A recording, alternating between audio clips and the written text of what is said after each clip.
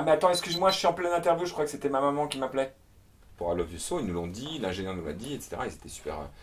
C'est une coiffeuse qui leur a fait écouter le morceau, et Jay-Z, il a dit, mets ça tout de suite dans l'ordinateur. Ils nous ont demandé, on a fait des beats et des machins, on verra peut-être un jour, des choses comme ça se fera, mais je sais qu'I Love You So, pour eux, c'était genre...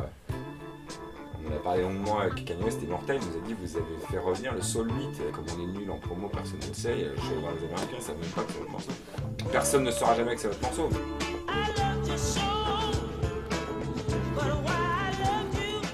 Hubert m'envoie un jour un remix qu'on est en train de faire pour un mec, et pendant 4 mesures, ça fait ouh, I love you so,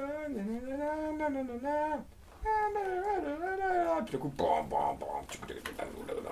je téléphone à Hubert, je dis tu arrêtes tout de suite ce remix, on garde la première partie, on va la bosser, faut qu'on fasse un morceau avec. Et puis un jour, il y a ma copine et plusieurs amis qui étaient dans le coin qui me disent s'il vous plaît, ne faites pas partir en house, laissez-nous en slow, c'est le slow de rêve. Les meufs vont enfin pouvoir redanser, et là, et on l'a... Je sais pas où il a trouvé le sample, Hubert, il l'a écouté. Tu sais, nous, on est de la vieille école. Moi, je suis encore en vinyle, j'ai même pas de CD chez moi, j'ai que de vinyle. Donc, c'est comme ça que j'ai fait toute ma vie, même dans moteur basse, dans machin, etc. Je trouvais des samples en écoutant un disque. J'écoute le disque, t'es en train de faire la cuisine, tu fais la vaisselle. Ah putain! Ça te permet d'avoir d'autres samples que tous les mecs qui commencent, qui eux prennent toujours les 8 premières mesures d'un morceau. Quand les Beastie Boys m'ont téléphoné, je leur ai dit pourquoi vous m'appelez. Je leur disais pas que c'était des héros de mon enfance et tout. Ils m'ont dit parce qu'on a écouté Wolfgang Amadeus Phoenix, ce disque, parce qu'il a eu un Grammy. Thank you. We would like to thank Philippe Starr, our producer. Les Américains, ils ont un truc hyper pragmatique que je respecte et qui en même temps me fait peur. C'est-à-dire qu'ils se rencontrent au Grammy, que ce soit Taylor Swift qui fait de la country ou machin, à partir du moment où tu as un Grammy, c'est pas, on est des frères. Donc voilà, le mec m'a parlé, il m'a dit voilà, moi j'ai écouté l'album de Phoenix, en fait c'est tout con, il est hyper large, mais il y a beaucoup de basses, il y a beaucoup d'aigus, et surtout il n'est pas fatigant. Parce que tous les disques maintenant sont tellement faits en digital, et à ras de la capacité, si tu veux, ils sont tous un peu ce qu'on appelle écrétés, c'est-à-dire que le son est maximum. Si je te montre n'importe quel disque américain, ils sont plein. C'est-à-dire que ce que moi j'appelle des montagnes et des vallées, c'est un truc qui font vivre et qui font que c'est beau. Le son est beau, et il est complètement bloqué, il n'y a plus de montagne et plus de vallée, tu vois, tout le monde est bloqué. Là, c'est même pas genre un bon exemple, parce que là, il y a encore des trous. Si tu savais ce que je reçois moi, les disques sont comme ça, voilà, alors ça c'est parfait, ça c'est un parfait exemple. Je suis sûr que c'est genre, je suis persuadé que c'est Metallica.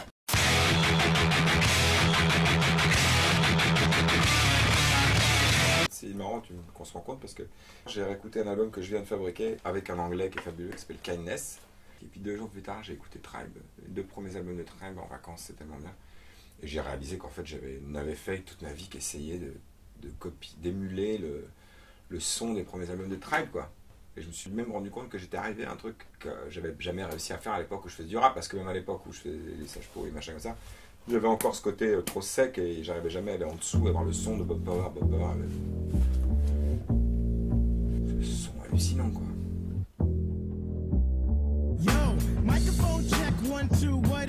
Prince Paul, pareil, il a transformé ma vie à une autre époque, par contre. C'est grâce à lui que j'aimais le rap, en fait. J'aimais pas tellement le rap avant, à part quand j'étais tout petit avec Rapper's Delight, mais après je m'en foutais complètement, mais le premier de la soul m'a complètement transporté. Et quand j'ai compris que c'était ce mec-là, et là je me suis mis à aimer un peu tout le monde, beaucoup plus d'autres trucs, et puis après les Ghetto Boys, qui sont devenus un de mes groupes favoris. NWA, et puis Public Enemy sur le tard, mais bon, tous ces groupes en fait, grâce à la porte pour moi, la porte d'entrée, c'était de l'album de la Soul en fait. Yo, Duff, who they put you with, man? I got Death Beat, man. Yo, man, they stuck me and Mace with Death Beat too. Hello, Prince Paul's the name. You know, the DJ for Sonic and the producer of this particular group. And now off of that and on to the soul. Daylight, that is. C'est les Beach Boys dans un gars, quoi, parce que je vois comment... Moi, je connais pas très bien ni les Beatles ni les Beach Boys, mais grâce au Phoenix, tout ça, je commence à découvrir tout ça.